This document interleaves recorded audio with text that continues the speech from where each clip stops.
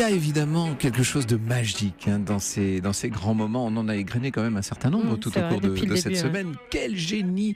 Ce personnage qui a le sens intime d'une gestuelle qui s'impose à tous les publics, qui sait transmettre les états d'âme comme personne, qui est capable de faire avancer une histoire quasiment sur quelques petits détails, des idées, des trouvailles de mise en scène qui bien souvent n'ont même pas été écrites, sans le recours du dialogue, même si là on l'entend chanter, vous voyez, même si le film, encore une fois, les temps modernes, évidemment, Modern Times, est sonorisé, mais ce n'est pas un film dialogué.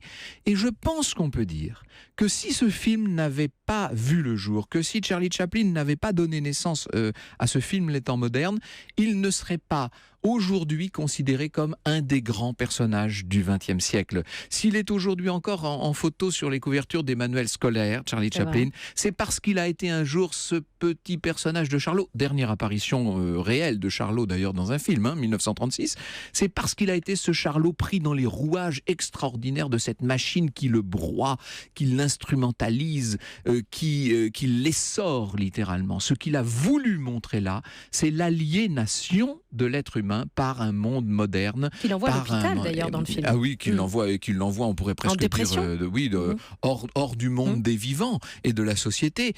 Il incarne là quelque chose, il transmet un message et c'est d'une importance considérable. Parce que ça veut dire que Charlie Chaplin, qui c'est vrai, à travers les très nombreux courts-métrages qui avaient émaillé les débuts de sa carrière, avait déjà essayé de transmettre un certain nombre de messages dont je n'irai pas jusqu'à dire qu'ils étaient politiques, mais qu'ils avaient néanmoins une forte dimension et répercussion sociale.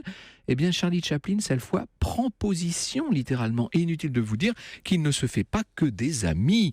On se demande beaucoup, dans les milieux qui pensent, aux États-Unis et ailleurs, quelle est la signification de ce message, alors que, d'un autre côté, la Russie soviétique, qui est, ne l'oublions pas à l'époque, la Russie stalinienne, dénonce chaque jour les méfaits d'un capitalisme considéré comme la perdition de l'histoire. Il y a donc sans doute chez Charlie Chaplin là une position très délicate et la critique va réserver à son film un accueil pour le moins froid. Alors on sait que Charlie Chaplin n'avait pas grande considération pour la critique. Ce qui l'intéressait, c'était l'accueil du public. Manque de chance, là encore, le public n'est pas très emballé par ce film, qui est peut-être en avance sur son temps, qui est décalé aussi par rapport à ce qu'attend le public. On est dans les débuts, dans l'efflorescence de ce cinéma parlant. On veut de grandes fresques, on veut de grandes explications psychologiques entre les personnages. On veut des scènes d'amour plus vraies que nature. Et là, on est quasiment dans une sorte de film-opéra hyper visuel, quasiment abstrait pour certaines de ses parties. Ça ne passe pas vraiment. Et on raconte qu'à la sortie d'une salle de projection à Los Angeles, Charlie Chaplin a vu sortir des enfants qui donc parlaient du film et qui se demandaient pourquoi les personnages ne s'exprimaient que par gestes. Est-ce qu'ils sont sourds-muets, demandait un des enfants. Et on dit que ça a beaucoup choqué et marqué Chaplin, qui, quelques mois plus tôt encore dans Variety, s'exprimait dans les termes suivants. « Jamais encore le progrès ne fut ainsi dirigé à contresens, dit-il. Dans l'histoire de la culture, on n'avait encore jamais observé un phénomène contre lui-même. Ce qui se passe depuis 6 ans à ce point de vue dans le cinéma n'est rien d'autre qu'un frénétique harakiri.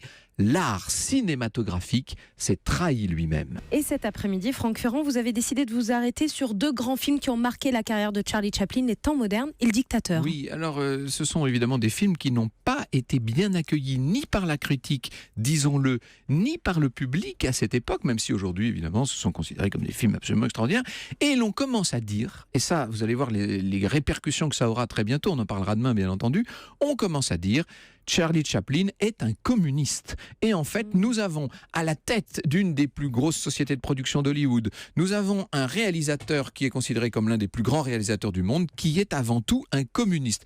On dit que ça faisait beaucoup rire Charlie Chaplin quand on le taxait de communisme. C'est vrai qu'il était intéressé par le marxisme, c'est vrai qu'il regardait toujours ce qui se passait en Union soviétique, mais de là à le considérer comme un communiste, vous savez, j'ai toujours à l'esprit ce livre merveilleux de José Luis de Villalonga, Villalonga. Vous savez, José-Louis de Villalonga, grand mondain, grand chroniqueur, personnage extraordinaire, comédien par ailleurs, qui en 1972 a sorti un livre qui s'appelle Golgotha. Il est allé rencontrer toutes les légendes vivantes de son temps. Et il s'est rendu en Suisse, à Corsier-sur-Vevey, où vivait évidemment Chaplin, nous en parlerons demain, et il lui a dit, mais alors êtes-vous un communiste? Et ça a beaucoup fait rire Chaplin, qui lui dit, oui, je sais qu'il y a des gens en Amérique qui pensent encore que je suis communiste. Regardez autour de vous. On est dans un manoir absolument somptueux, hein, bien entendu. Lorsque la journée est claire, de mon manoir, on peut voir le toit d'une succursale de l'Union des banques suisses. C'est beau, non? Dit Chaplin. Croyez-en mon expérience de vieux capitaliste, l'argent et la beauté font toujours bon ménage. C'est Chaplin qui parle. Hein. Oui, regardez autour de vous, si j'étais un communiste, avouez que je serais quand même un drôle de coco, lui dit-il. Bon. Et si Charlie Chaplin n'est évidemment pas communiste, en revanche, il a le sens social, la fibre sociale très développée. Ce qu'on a pu voir dans les temps modernes, comme dans un certain nombre d'autres grands longs métrages. Mais ce qu'on va voir peut-être de façon encore plus extraordinaire dans ce film dont vous allez entendre tout de suite la musique, c'est The Great Dictator, en français le dictateur.